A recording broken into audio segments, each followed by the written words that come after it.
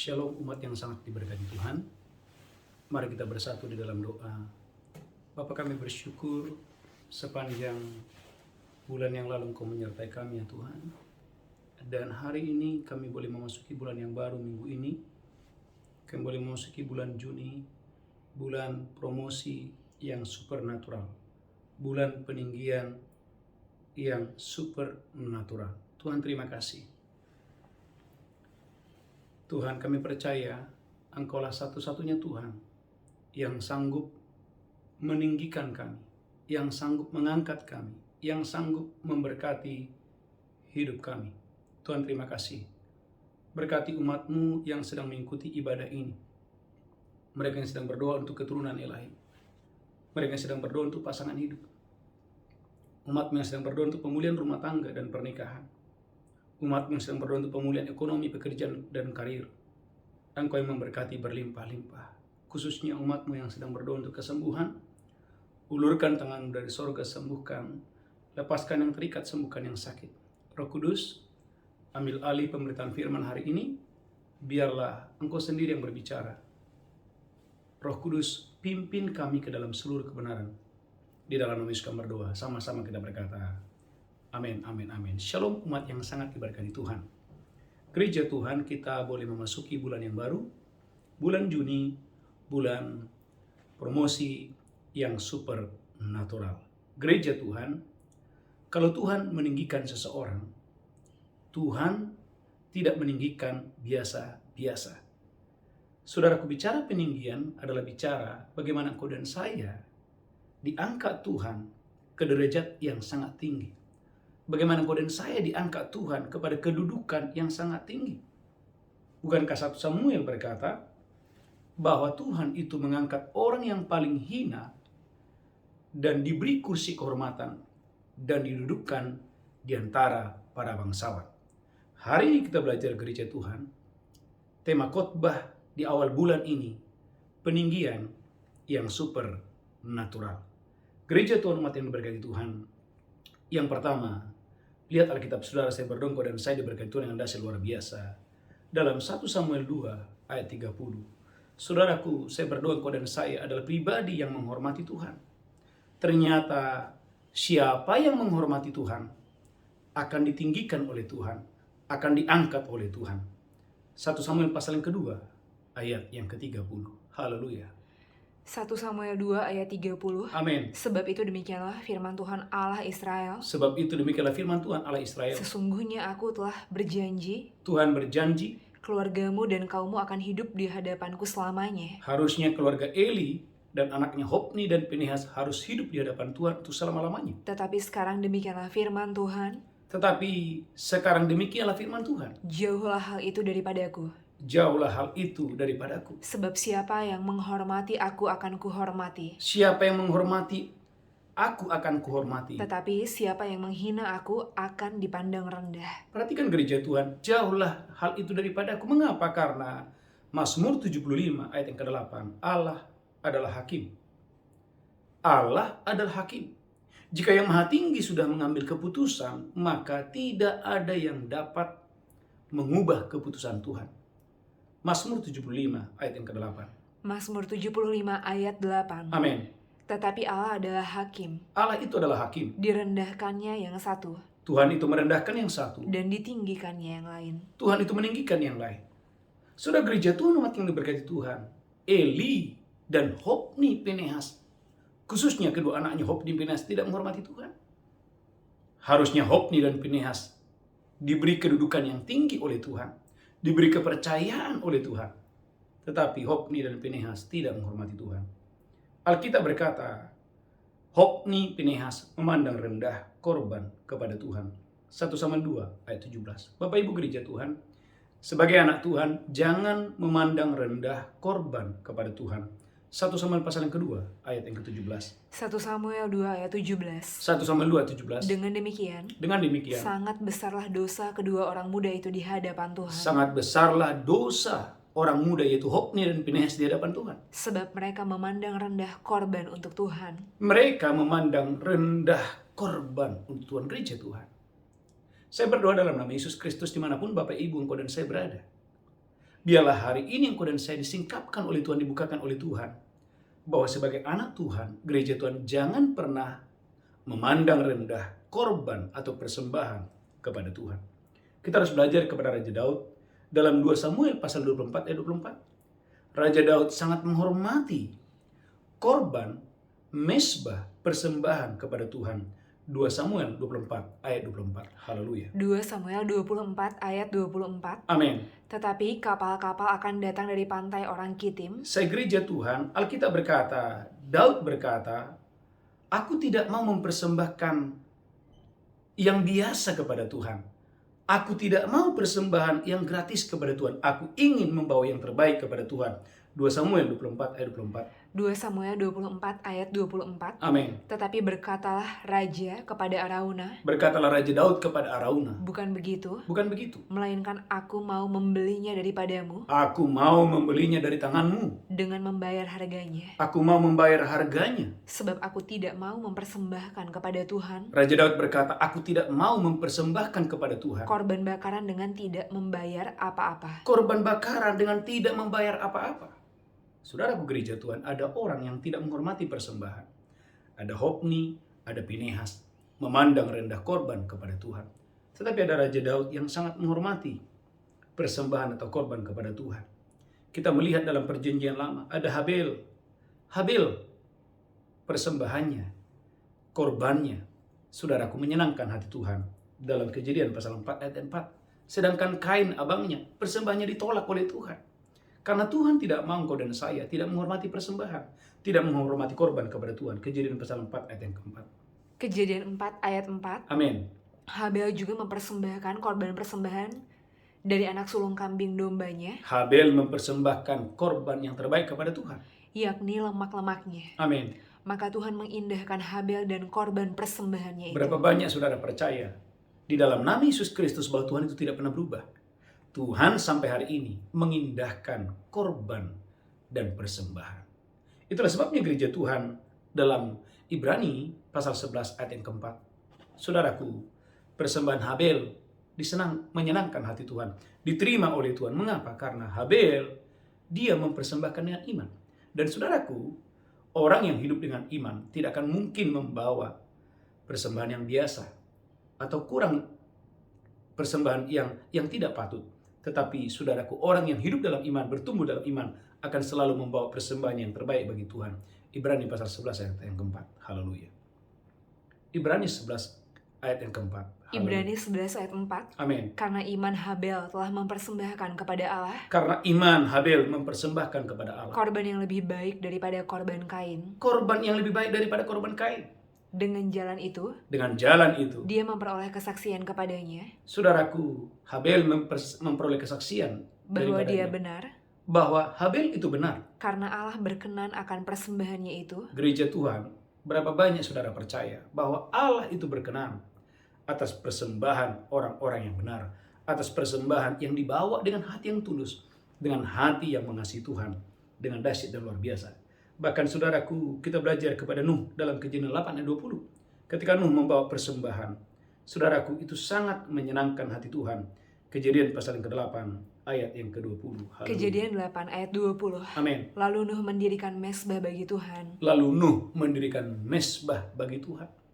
Dari segala binatang yang tidak haram dan dari segala burung yang tidak haram. Amin. Diambilnyalah beberapa ekor. Amin. Lalu dia mempersembahkan korban bakaran di atas mesbah itu. Nuh mempersembahkan korban bakaran di atas mesbah itu. Lanjutkan terus, haleluya. Lalu Nuh mendirikan mesbah bagi Tuhan. Dari segala binatang yang tidak haram. Dan dari segala binatang yang tidak haram. Amin. Diambilnya beberapa ekor. Amin. Lalu dia mempersembahkan korban di atas mesbah itu. Nuh mempersembahkan korban di atas mesbah itu. Ketika Tuhan mencium persembahan yang harum itu. Perhatikan gereja Tuhan. Ketika Tuhan mencium korban yang dipersembahkan oleh Nuh. Berfirmanlah Tuhan dalam hatinya. Berfirmanlah Tuhan di dalam hatinya. Aku tak akan mengutuk bumi ini lagi karena manusia. Aku tak akan mengutuk bumi ini karena manusia. Sekalipun yang ditimbulkan hatinya adalah jahat dari sejak kecilnya. Dengan kata lain, ketika Tuhan mencium korban persembahan Nuh, satu kata, hanya memberkati dan memberkati dan memberkati. Saudara, kita melihat dalam perjanjian baru, ada seorang perempuan yang mengasihi Tuhan. Dia sangat menghormati Tuhan. Dia membawa persembahan yang terbaik kepada Tuhan.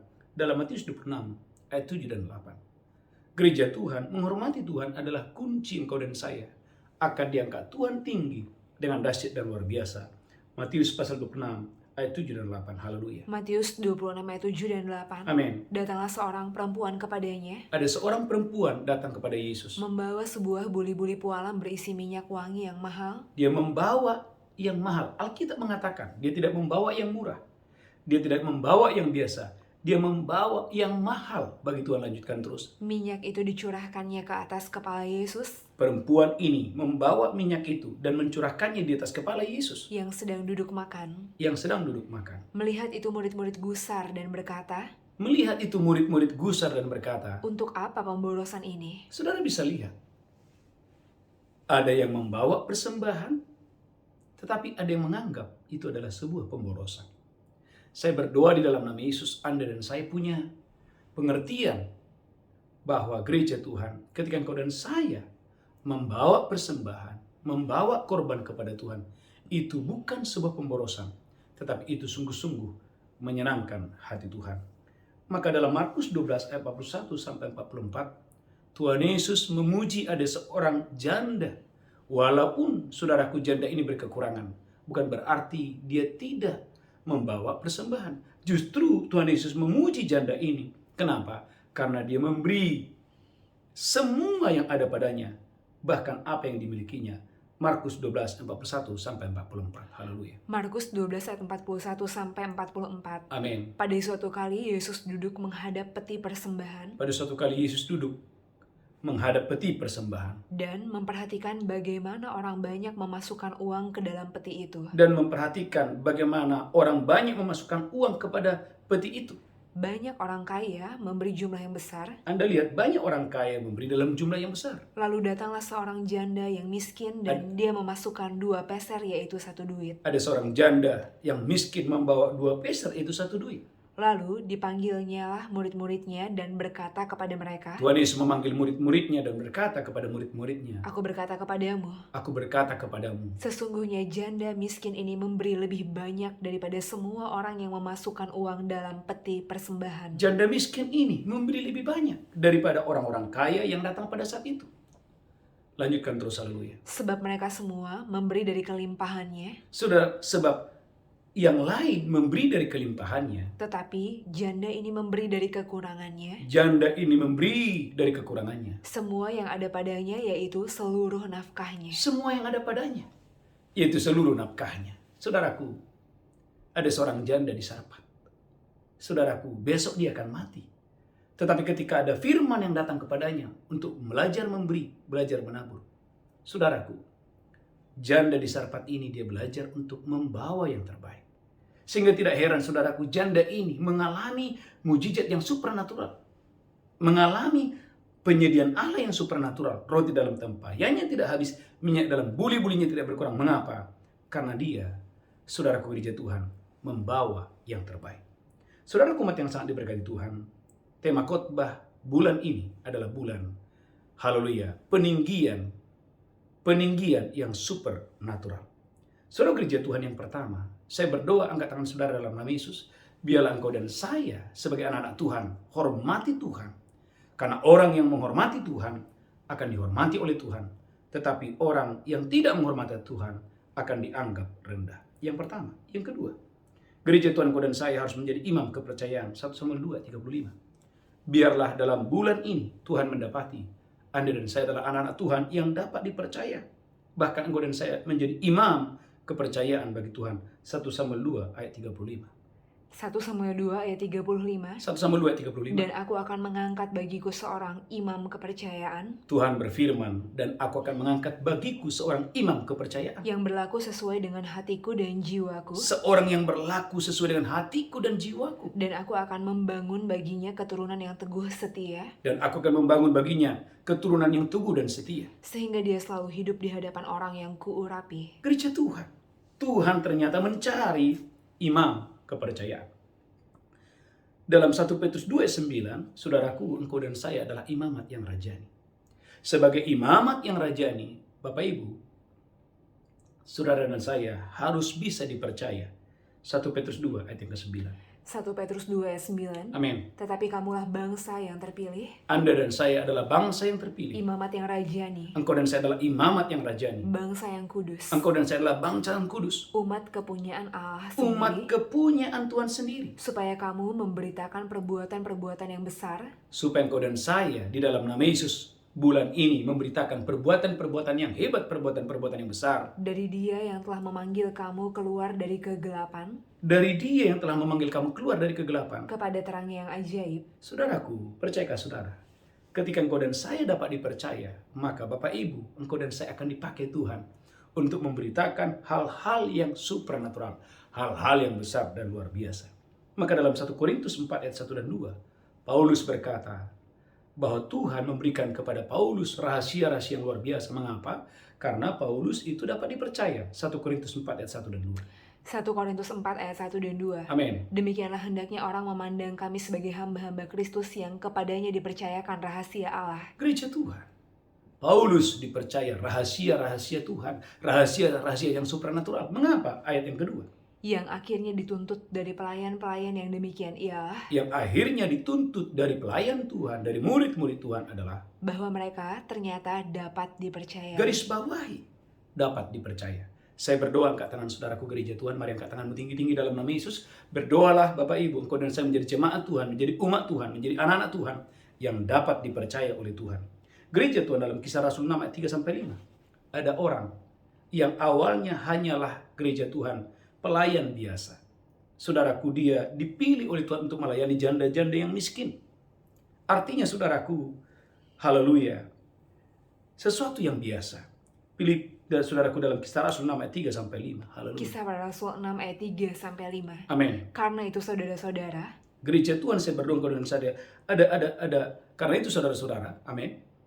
pilihlah 7 orang dari antaramu Pilihlah 7 orang dari antara kamu. yang terkenal baik, 7 orang yang terkenal baik, yang penuh roh dan hikmat, yang penuh roh dan hikmat, supaya kami mengangkat mereka untuk tugas itu. supaya kami mengangkat mereka untuk tugas itu. Dan supaya kami sendiri dapat memusatkan pikiran Supaya kami sendiri dapat memusatkan pikiran dalam doa dan pelayanan firman. dalam doa dan pelayanan firman. Usul itu diterima baik oleh seluruh jemaat. Amin. Lalu mereka memilih Stefanus, Ada Stefanus seorang yang penuh iman dan roh kudus, yang penuh iman dan roh kudus. dan Filipus, Ada Filipus, Prokorus, Prokorus, Nikanor, Nikanor, Timon, Timon, Parmenas, Paramenas, dan Nikolaus, dan Nikolaus. seorang penganut agama Yahudi dari Antioquia. Gereja Tuhan, ada Filipus yang awalnya hanyalah seorang yang dipilih untuk melayani diakonia.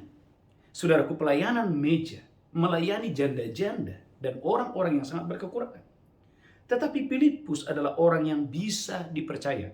Saudaraku, kabar baiknya orang yang bisa dipercaya, maka dia akan mendapatkan, saudaraku, haleluya, rahasia dari Tuhan. Dia akan mendapatkan, saudaraku, haleluya, kedudukan yang tinggi yang datang dari Tuhan. Dalam Kisah Rasul pasal yang ke-8 ayat 5-8, dari seorang diaken biasa Tuhan angkat menjadi penginjil kota, sehingga satu kota mengalami lawatan Tuhan yang luar biasa oleh karena ada Filipus yang dapat dipercaya. Kisah Rasul 8 ayat 5-8. Kisah para Rasul 8 ayat 5-8. Amin. Maka sangat besarlah sukacita dalam kota itu. Maka sangat besarlah sukacita dalam kota itu. Haleluya, amin.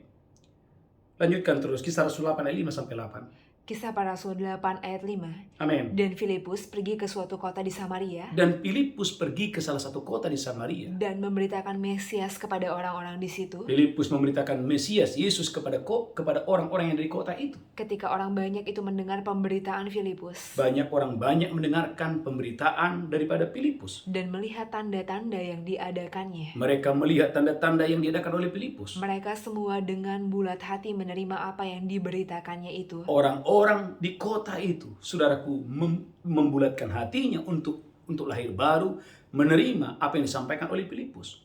Lanjutkan terus, haleluya. Sebab dari banyak orang yang kerasukan roh jahat, Dari banyak orang yang kerasukan roh jahat, keluarlah roh-roh itu sambil berseru dengan suara keras, sambil berseru dengan suara yang keras. dan banyak juga orang lumpuh dan orang timpang yang disembuhkan. Bapak Ibu gereja Tuhan, Filipus dari seorang pelayan meja diangkat oleh Tuhan menjadi penginjil kota, diangkat oleh Tuhan, diberi urapan Tuhan, diberi kuasa Allah.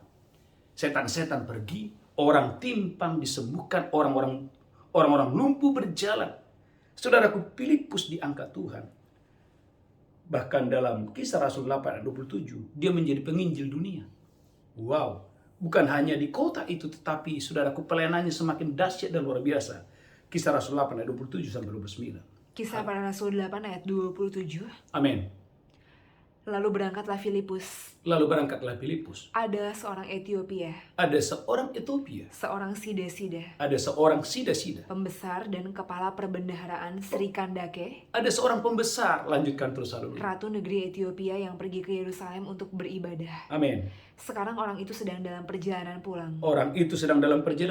Dan duduk dalam keretanya sambil membaca kitab Nabi Yesaya. Pembesar ini duduk di atas keretanya, lanjutkan terus haleluya. Lalu kata Roh kepada Filipus. Lalu kata Roh Kudus kepada Filipus, pergilah ke situ. Dan dekatilah kereta itu. Bapak Ibu gereja Tuhan, Anda lihat dari seorang pelayan meja, diangkat Tuhan menjadi penginjil kota. Dari situ gereja Tuhan diangkat Tuhan menjadi, saudaraku, orang yang bisa melayani seorang pembesar. Bahkan saudaraku, dalam Kisah Rasul 8 ayat 31, dia duduk di, saudaraku, haleluya, di kereta daripada seorang pembesar. Kisah Rasul 8 ayat 31. Kisah para Rasul 8 ayat 31. Amin. Jawabnya, bagaimanakah aku dapat mengerti? Kalau tidak ada yang membimbing aku.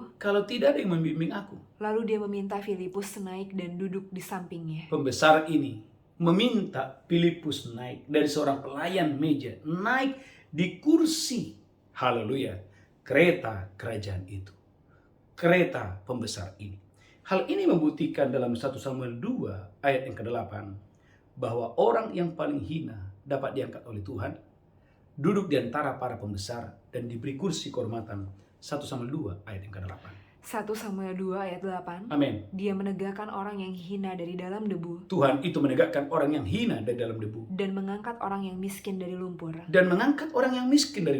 Untuk mendudukan dia bersama-sama dengan para bangsawan. Di antara para bangsawan. Dan membuat dia memiliki kursi kehormatan. Gereja Tuhan Filipus diberi kursi kehormatan dari seorang pelayan meja menjadi penginjil kota. Dan saudaraku, bahkan dia dipilih oleh Tuhan untuk membaptis seorang pembesar.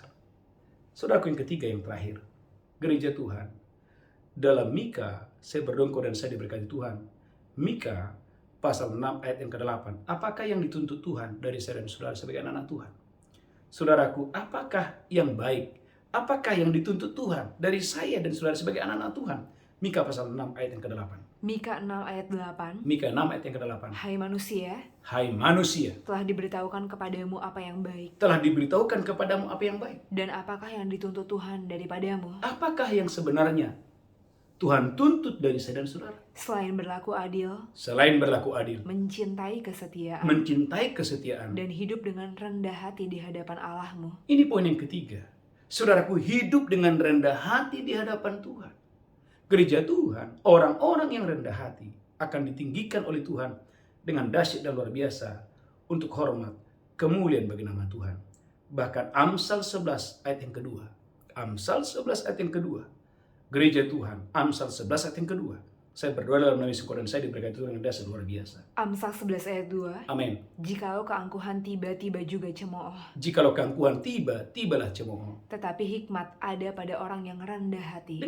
Dengan kata lain, gereja Tuhan, di dalam nama Yesus Kristus, waktu engkau dan saya mengambil keputusan menjadi orang yang rendah hati, Tuhan akan memberikan kepandaian, Tuhan akan memberikan hikmat, Tuhan akan memberikan pengetahuan, Tuhan akan memberikan berlimpah-limpah kepada orang-orang yang rendah hati. Bukankah 2 Tawarik 7:14 berkata, pemulihan yang besar akan terjadi. Saudaraku, akan terjadi kebangunan rohani, terjadi pemulihan yang besar ketika Tuhan mendapati kau dan saya merendahkan hati.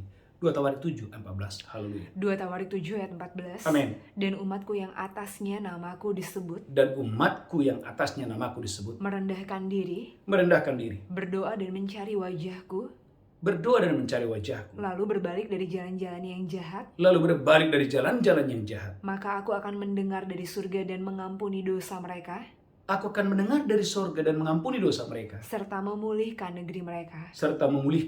negeri mereka. Gereja Tuhan, umat yang diberkati Tuhan, pemulihan yang total akan terjadi.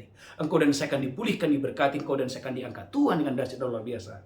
Waktu Bapak Ibu, engkau dan saya menjadi pribadi yang rendah hati. Maka saudara gereja Tuhan belajar kepada Yohanes Pembaptis.